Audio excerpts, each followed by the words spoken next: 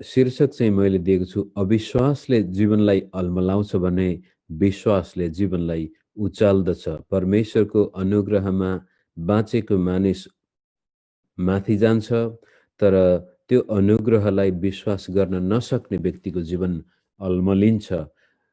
त्यो कहाँबाट हामीले हेर्दैछौँ भने जकरियाको जीवनबाट। उसले स्वर्गदूतले दिएको महान सन्देश, खुसीको सन्देश, अनुग्रहको सन्देशमा विश्वास गर्न नसक्दाखेरि 9 महिना खेर गयो उसको लागि, अलमलमा परियो।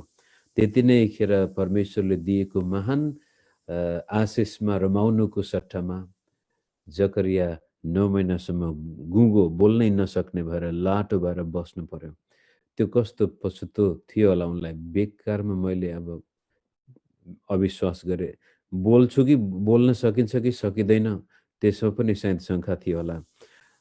तर जब उनले विश्वास गरे, अनुग्रहलाई स्वीकार गरे, त्यसपछि उनको जीवनमा अचम्मको चमत्कार र उनको जीवन आकाशतिर जान्छ। त्यही कुरोलाई हेर्न आउनुहोस् हामी 57 पदबाट पढौँ। अब एलिसिबाको सुत्केरी हुने बेला आयो र तिनले एउटा छोरो जन्माइन्। अब लुकाले लेख्दाखेरि बडो एउटा ड्रामेटिक ल्याङ्ग्वेज भनेर के भन्छ, नाटकीय हिसाबले पनि उहाँले प्रस्तुत गर्नु छ। अब यो कुरो त पहिल्यै घोषणा भइसकेको थियो, तरै पनि निश्चित गर्न हामीलाई भन्छौँ एलिसिबाले छोरा नै जन्माइन्। 9 महिनापछि त्यो परिवारमा परमेश्वरको प्रतिज्ञा पुरा हुन्छ। 58 परमप्रभुले तिनीमाथि उहाँको ठुलो अनुग्रह देखाउनु भएको छ भन्ने सुनेर तिनका छिमेकीहरू र नातेदारहरू तिनीसँग रमाए। स्वर्गदूतले जकरियालाई सन्देश भन्दाखेरि नै भनेको थियो कि तिम्रो लागि, इजरायल देशको लागि यो बालकले रमाहटको सन्देश ल्याउनेछ, खुसीको सन्देश म तिमीलाई सुनाउँदैछु भन्दाखेरि विश्वास गरेका थिएनन्। तर आज त्यो प्रतिज्ञा जब जकरियाको जीवनमा पुरा हुँदैछ, त्यो परिवारमा पुरा हुँदैछ, त्यसले उनीहरू सँगसँगै छिमेकीहरू र नातेदारहरू पनि रमाउन थाल्दछन्। याद गर्नुहोस्, यिनै छिमेकीहरू, यिनै नातेदारहरू हुन् जसले जकरिया र एलिसिबालाई हुनु नहुनु शब्दहरू बोलेर, हेला गरेर कलङ्कित बनाएका थिए। एलिसिबालाई यो बाँझी, यो श्राप परेको, यो पुजारीको काम गर्ने त मान्छे हो तर यसको जीवनमा सन्तानै छैन भनेर उनीहरूलाई न्याय गरेर, उनीहरूको आलोचना गर्नेहरू, उनीहरूको कुरा काट्नेहरू आज परमेश्वरको अनुग्रह त्यो परिवारमा आएको देख्दा तिनीहरू पनि रमाउन बाध्य भएका छन्, खुसी मनाउन बाध्य भएका छन्।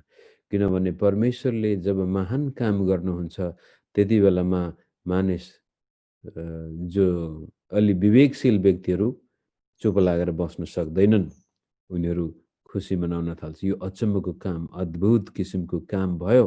यो वृद्धावस्थामा यसरी बालक जन्माउनु भनेको यो साधारण कुरो थिएन, अलौकिक चिन्ह नै थियो। त्यसले गर्दाखेरि हिजो आलोचना गर्नेहरू आज उनीहरू सँगसँगै रमाइरहेको देखिन्छ। त अनुग्रह फेरि यहाँ परमप्रभुले तिनीमाथि उहाँको ठुलो अनुग्रह देखाउनु भएको छ। अनि त्यो अनुग्रहलाई जकरियाले सुरुमा विश्वास गर्न सकेको थिएन, एलिसिबाले बरु छिटै विश्वास गरेको देखिन्छ। यहाँनिर एउटा व्यवहारिक पक्ष हामी देखाउँ, स्त्री जातिले परमेश्वरका कुराहरू छिटो स्वीकार गर्छन्। यो एउटा वैज्ञानिक तथ्य नै हो कि मण्डलीमा तपाईँ जानुहोस्, पुरुषभन्दा स्त्रीको सङ्ख्या बढी हुन्छ। सुसमाचारको काममा पनि स्त्रीको हात बढी हुन्छ। यीशु प्रभुकै सेवकाईमा हेर्नुहोस्, त्यहाँ महत्त्वपूर्ण स्त्रीहरू छन्। प्रभुको दैनिक सेवकाईमा सहायता गर्नुका साथसाथै आर्थिक रूपले सहायता गर्नको लागि पनि हुने खाने घरानाका स्त्रीहरूले नै हात बढाएको छ। हरेक क्षेत्रमा मण्डलीको सुरुवातका कुराहरू हेर्नुहोस्, पुनरुत्थानको बेलामा हेर्नुहोस्, सुसमाचार सुनाउने पहिलो व्यक्तिमा पनि आउँछ स्त्री। अनि पावल प्रेरितको सेवकाईमा पनि जहाँ जहाँ उहाँ सेवा गर्न जाँदाखेरि नयाँ मण्डली जहाँ सुरु हुन्छ त्यहाँ स्त्रीको हात छ। घरको आमा, घरको श्रीमती, यो घरको केन्द्र नै हो श्रीमती अथवा स्त्री।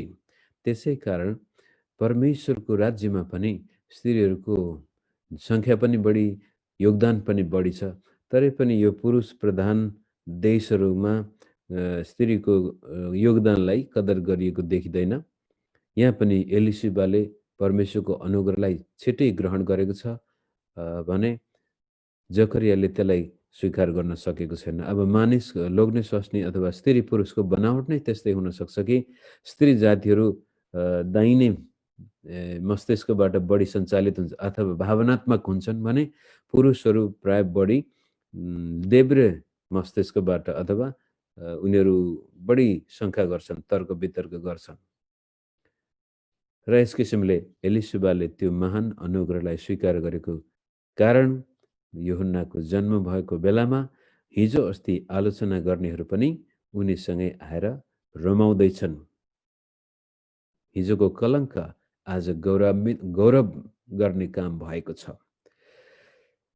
त्यसपछि 59 पदबाट हामी हेरौँ, 8औं दिनमा तिनीहरू बालकलाई खतना गर्न आए र त्यसको नाउँ त्यसका बाबुको नाउँ जस्तै जकरिया राख्न लागेका थिए।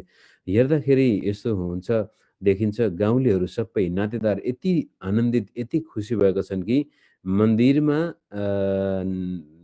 खतना गरेर त्यसपछि बालकलाई शुद्धिकरण गर्ने जुन चलन छ त्यसमा परिवारको सदस्य मात्र नभएर सारा गाउँलेहरू नै आएको जस्तो देखिन्छ।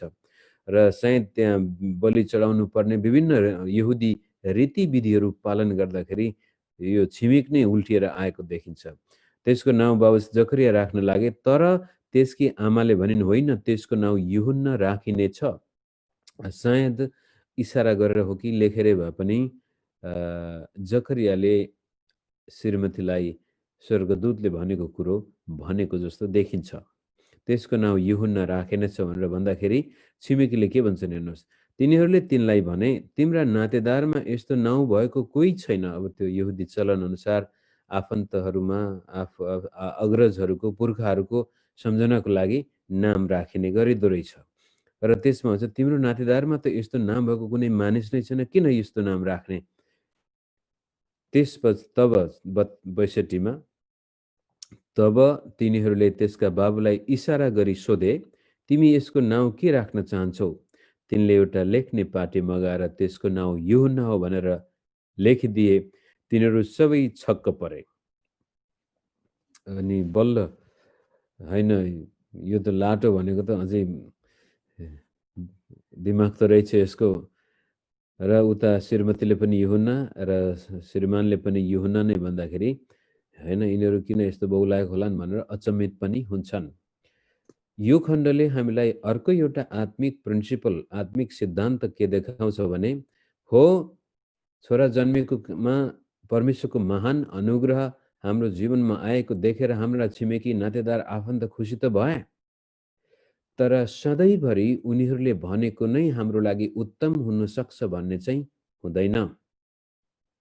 उनीहरूले त राम्रै विचार गरेको, ओहो यसको बाउको नाम जकरिया, ऊ त मुख बन्द भएर अब बोल्नै नसक्ने भयो, यो कतिसम्म बाँच्ने हो, निराश भएको थियो होला, बरु बाउको सम्झना होस् भनेर छोराको नाम पनि जकरिया नै राख्नको लागि छिमेकीहरूको सल्लाह, नातेदारहरूको सुझाव र सायद त्यहाँको पुजारीको पनि सुझाव थियो होला।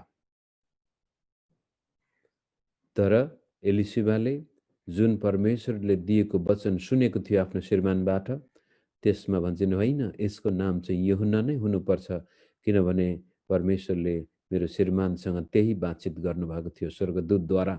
अनि त्यसलाई कन्फर्म गर्नको लागि यूहन्नालाई सोधिन्छ र उनले पनि भन्छन् यूहन्ना नै यसको नाम हुनुपर्छ।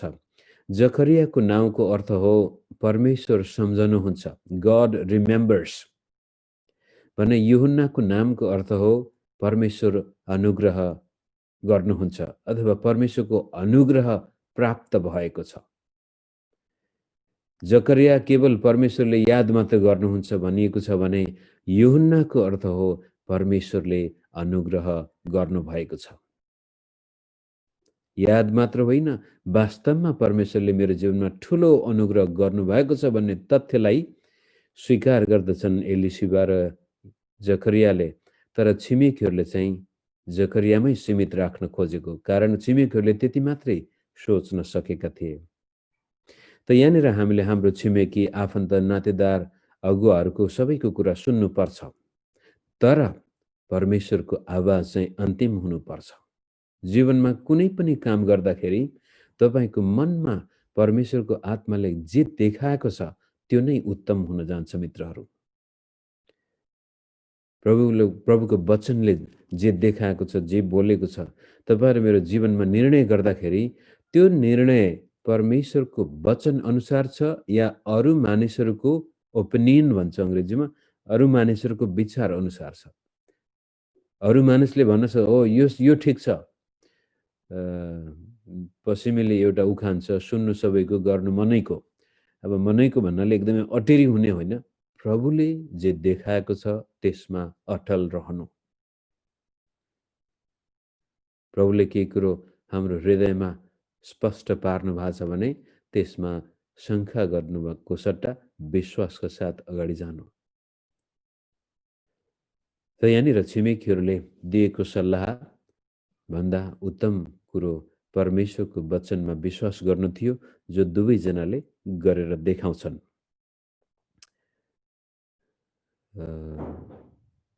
त्यसपछि 63 पदमा के छ? के भन्छ? तिनले एउटा त्यो सबैजना छक्क परे, अचम्म भए। 64 मा तुरन्तै तिनको मुख खोल्यो र तिनको वाक्य फुट्यो र तिनी परमेश्वरको प्रशंसा गर्न लागे। यो एउटा बाँध नै फुट्छ त्यसपछि जकरियाको जीवनमा। भोलि हामी हेरौँला त्यो बाँधमा कस्तो गजबको रहस्य लुकेको छ। उनले पनि मरियमले जस्तै गीत गाउन थाल्छन्। सायद 9-10 महिना, अब कति महिना भयो यहाँनिर परमेश्वरलाई मुख खोलेर प्रशंसा गर्न नपाएको जकरिया, आवाजै निकाल्न नपाएको जकरिया, त्यति मात्र पार्टीमा के लेखेको थियो, ऊ राम्रोसँग बोल्न सक्न थालेपछि जकरिया परमेश्वरको प्रशंसामा व्यस्त हुन्छन्। मानिसहरू सबै अचम्म हुन्छन् र एलिसिबाले पक्कै पनि परमेश्वरलाई धन्यवाद दिँदै बसिरहेको हुन सक्छ। प्रशंसा हुन त मुख नखोलेर पनि हामी प्रशंसा गर्न सक्छौँ, मनमनै पनि प्रशंसा गर्न सक्छौँ, तर मुखबाट परमेश्वरको प्रशंसा निकाल्नु चाहिँ विश्वासी जीवनमा विजयको एउटा महत्त्वपूर्ण पाटो हो। धेरै विश्वासीहरू एकदमै त्यो साँचो स्वतन्त्रतालाई अनुभव नगरेको अवस्था आउँछ यदि तिनीहरूले मुख खोलेर परमेश्वरको प्रशंसा गर्न सक्दैनन् भने। कहिलेकाहीँ मण्डलीमा आउँदाखेरि जसले पनि हालेलुया, स्तुति, प्रशंसा भनेको, जता पनि हालेलुया, यता पनि हालेलुया भन्ने विश्वासीलाई मानिसहरूले हेर्दाखेरि हल्का रूपले हेरिदिन सक्छन्। कस्तो बौला, जहाँ पनि हालेलुया भन्छ। तर त्यो व्यक्तिको हृदयले जब परमेश्वरमा त्यस्तो आनन्द मनाछ भने उसको मुखबाट पनि त्यो निस्किन्छ र त्यो मानिसको जीवनमा दुःख, कष्ट, आपत विपद आउँदा पनि उनीहरूले आफ्नो जीवनमा परमेश्वरको अनुग्रहलाई छिटै टिपेको हामी देख्छौँ। तर जो एकदमै मुख खोल्न एकदमै अल्छी लागेको अनि डर लागेको, मानिसको सामनेमा बोल्दाखेरि के पो भन्लान्, लाज अनि डरको कारण मुख खोल्न हामी सक्दैनौँ। मण्डलीमा छेउमा बसेको विश्वासी हात उचालेर परमेश्वरको प्रशंसा गर्दैछ, आफूलाई अप्ठ्यारो लागेको छ भने कता कता कहीँ न कहीँ इमोसनल के भन्छ, भावनात्मक बाधा त्यहाँ देखिन सक्छ। मानसिक तनाव पनि हुन सक्छ। मानिसले के भन्ला भनेर अरू मानिसको चिन्ता पनि हुन सक्छ, जसको कारण हृदय खोलेर हामी प्रशंसा गर्न सक्दैनौँ। त्यसको बेफाइदा चाहिँ प्रभुबाट पाइने त्यो स्वतन्त्रतालाई पनि अनुभव गर्न पनि सक्छन् होला, आफ्नो विचार होला। कोही कोही त अब साँच्चै नबोलेर पनि प्रभुमा रमाएको हुन्छ। तर मेरो आफ्नो अनुभव र धेरै विश्वासीको अनुभव के छ भने तपाईँ आफ्नो हृदयबाट मुख खोलेर परमेश्वरमा खुलस्त प्रशंसा गर्न सक्नुहुन्छ भनेदेखि तपाईँमा एक किसिमको गजबको स्वतन्त्रता अनुभव हुन्छ। त्यो हामीले प्रयास गरौँ। यदि तपाईँलाई मण्डलीमा जाँदा डर लाग्छ, लाज लाग्छ, मान्छेले के भन्ला भन्ने त्यस्तो कुनै प्रकारको पूर्वाग्रह छ तपाईँमा, अथवा यो त अनएजुकेटेड के भन्छ, अशिक्षितहरू मात्रै चिच्याउँछ कराउँछन्, म त एजुकेटेड मान्छे हुँ, म त भद्र व्यक्ति हुँ भनेर तपाईँलाई लागेको छ नि, त्यो पूर्वाग्रह हो। त्यसलाई पनि तपाईँले तोड्नको लागि सायद पब्लिक ठाउँमा तपाईँलाई त्यस्तो प्रशंसा गर्न अप्ठ्यारो लाग्छ भने आफ्नो कोठामा एक्लै हुँदाखेरि मुख खोलेर प्रशंसा गर्नुहोस् न, त्यसको छुट्टै प्रभाव तपाईँमा आउनेछ। आफ्नो कोठा बन्द गर्नुहोस् र प्रभुलाई धन्यवाद दिनुहोस्। कुनै रोकटोक बिना हृदयका भावनालाई बग्न दिनुहोस् मुखबाट। त्यसले तपाईँमा चङ्गाई ल्याउँछ, छुटकारा ल्याउँछ, अचम्मको काम तपाईँको जीवनमा अझ बढी हुनेछ। प्रभुको अनुग्रहलाई अझ बढी तपाईँले महसुस गर्नुहुनेछ। त्यो मेरो एउटा साइड ट्र्याक भनौँ। यो जकरियाले त्यो यूहन्ना हुनेछ भन्ने बित्तिकै वाक्य फुट्यो र तिनी प्रशंसा गर्न थाले, मुखबाट प्रशंसा गर्न। जर्मनीमा एकजना जवान व्यक्तिको कथा केही वर्ष अगाडि मैले पढेको थिएँ। यो तत्कालीन घटना हो।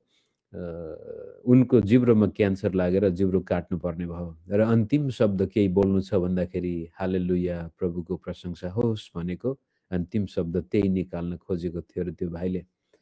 र प्रभुको प्रशंसा हाम्रो मुखबाट निकाल्नको लागि नै यो मुख दिएको हो। प्रशंसा गर्ने विश्वासीको जीवनमा परमेश्वरको अनुग्रहले बढ्ता काम गरेको हामी देख्छौँ।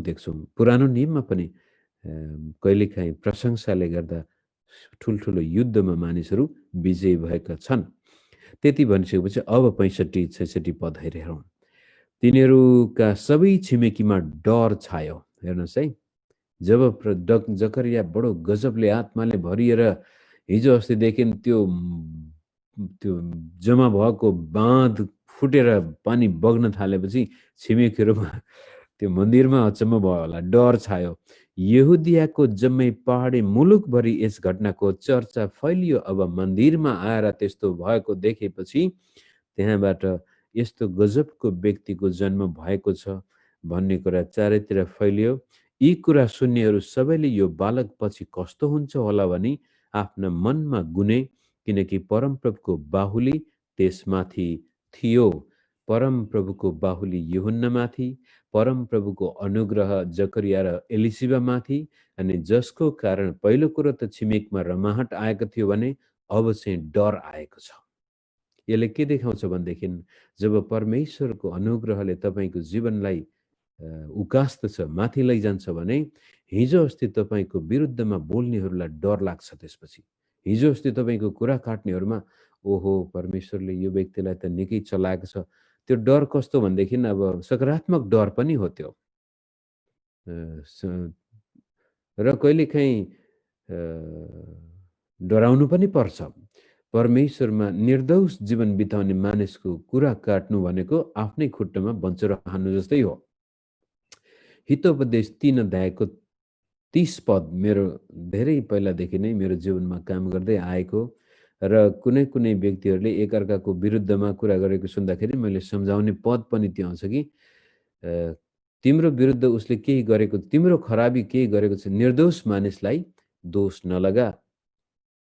तिम्रो विरुद्ध उसले केही नराम्रो गरेको छैन भने बिना कारण कसैलाई दोष नलगाउनु। अब तिम्रो विरुद्धमा उसले केही गरेको छ भने त पक्कै पनि उसले तिमीलाई घोचेको थियो भने आइया भन्नु त तिमी सक्छौ, तर उसले ऊ दोषी नै किन नहोस्, ऊ नराम्रै व्यक्ति किन नहोस्, तर उसले तिम्रो विरुद्ध केही गरेको छैन भने तिमी बिना कारण उसलाई दोष नलगाउनु। अर्काको आलोचना नगर्नु कारण बिना। कहिलेकाहीँ त अब आलोचना गर्नुपर्ने हुन्छ। आलोचना भन्दा पनि त्यो व्यक्तिले नराम्रो गरिरहेछ भने त्यसको प्रतिकार पनि गर्नुपर्छ। तर जकरिया र एलिसिबाको दोष के थियो त? यिनीहरूले त कसैको केही बिराएको थिएन। उनीहरूको जीवनमा बरु दुःख थियो, निराशा थियो। प्रार्थना गर्दा गर्दा जीवन बितिसक्यो, प्रार्थनाको उत्तर आएको थिएन। त यस्तो व्यक्तिलाई उत्साह दिनुको सट्टामा धेरै व्यक्तिले उनीहरूलाई खसालेको, घोचेको, श्रापित व्यक्ति भनेको हुन सक्छ। र तिनै मानिसहरू आज चाहिँ अब डराउँदैछन्, यो परिवारमा यस्तो अचम्मको काम भयो, परमेश्वर हामीलाई माफ गर्नुहोस् भनेर चाहिँ धेरैले पश्चाताप पनि गरेको हुनुपर्छ। र निर्दोष मानिसको विरुद्धमा कुरा गरेको खण्डमा त्यसको फलस्वरूप हाम्रो जीवनमा कहिलेकाहीँ डरलाग्दो दिन पनि आउने नै छन्। र यूहन्नाको जीवनमा परमप्रभुको हात, यो परमेश्वरको हात त्यसमाथि भन्दाखेरि यो चाहिँ फेरि परमेश्वरको अनुग्रहलाई अर्को पक्षबाट प्रस्तुत गरिएको छ।